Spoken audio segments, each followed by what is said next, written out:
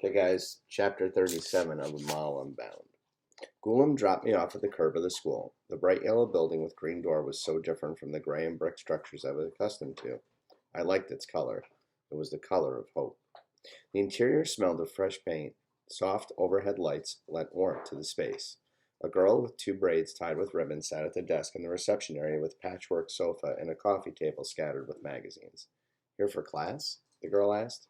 She twirled a pencil between her fingers. She looked familiar. Perhaps our paths had crossed at the market, or she was the relative of a neighbor or a friend. Everyone here seemed to be connected in some type of way. Yes, my name is Amal. Oh, right, we were expecting you.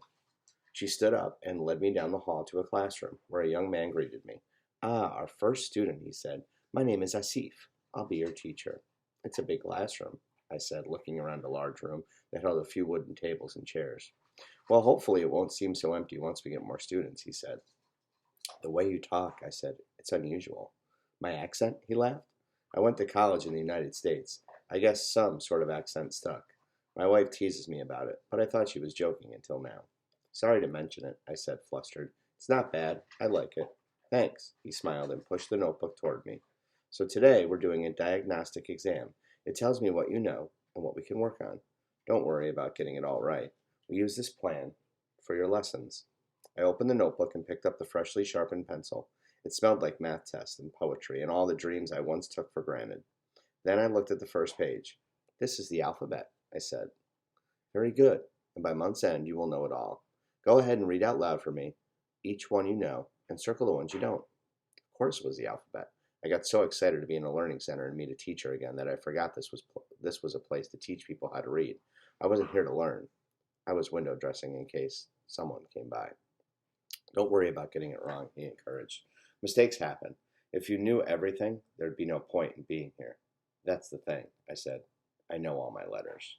Well, that's what the diagnostic test is for. If you know your letters, we can move on to connecting them, and then we can start on books. By the end of this program, you won't just know your letters, you'll be reading whole books. He picked up a basket of books and set them on the table. Pictures of kittens and puppies smiled up at me. I looked at the one on top. It was the story of the cat that raised mice. The same story I read to Safa and Rabia not long ago. The last book I finished was Benzazara Bhutto's biography, I said. Bhutto's biography? His smile faded. I don't understand. If you can read, then why did they send you here? The silence stretched between us. When he spoke again, his words were flat. Let me guess. The man who paid for this center is running for office. I nodded. So this was a publicity stunt, and you're here in case a journalist shows up and reports on an empty building. If I said yes, would you tell Jawad Sahib? This isn't the first time, he sighed, before I had a chance to reply. Well, whatever the reason, there are plenty of people who need this center. I spent the morning taping flyers on nearly every door in this and the other neighboring villages. It just takes one person to get the community to warm up. They won't come. Why wouldn't they? He looked startled. It's all right, you can tell me, he said, noticing my worried expression. Why wouldn't they come? I won't get in trouble, I asked. You won't, I promise. Please tell me. Because everyone is scared of Jawad Sahib. They're scared to come into the center. But this isn't his center, he said. His family sponsored the building, and he helped pay for the startup costs. But everything else, my salary, the materials, the books, it's all funded by the Ministry of Education. The people here don't care who paid for what. The Khan family's name is attached to it, and that's all they need to know. Well, that's just great. He pulled up his laptop. He opened a bright white screen with a small box and typed. Words transformed with the touch of his fingers on the keyboard. Is that an email? He turned to look at me. I wasn't reading it. I blushed. It's just, I've seen people do that before on TV. Nazarene Baji does it too. Yes, he turned back to the screen. I am letting the people back at headquarters know what the situation is, to see what we can do. How much faster is it to send a message this way than through the postal service? He laughed.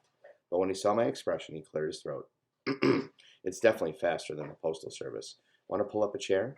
I can show you how it works. When I sat next to him, he explained how people had email addresses just like they had home addresses.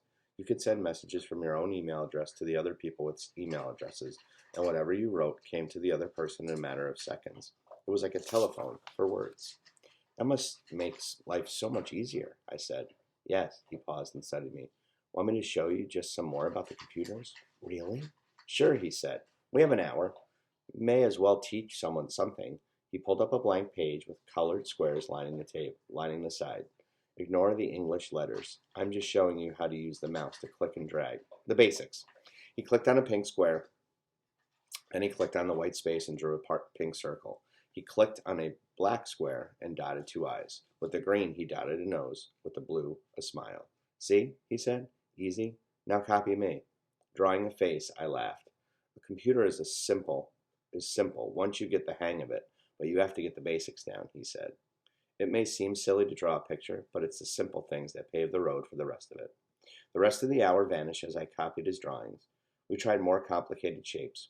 I learned to click, to drag, to drop. I might be able to find some reading or math software for you next time you come, he said. Thank you so much. I glanced back at the basket. Would it be okay if I borrowed a book? One of those? He laughed. I think you'll find those a little dull if you're reading Abkal. Not for me, I said. For Fatima. She's a child who works at the estate. I'm teaching her to read. A fellow teacher, he smiled, and he handed me a book. Of course. Fellow teacher? Me? I almost laughed. But he was right. I might not have had my own classroom, but I was teaching Fatima. So I was a teacher. I walked out of the center with a smile on my face.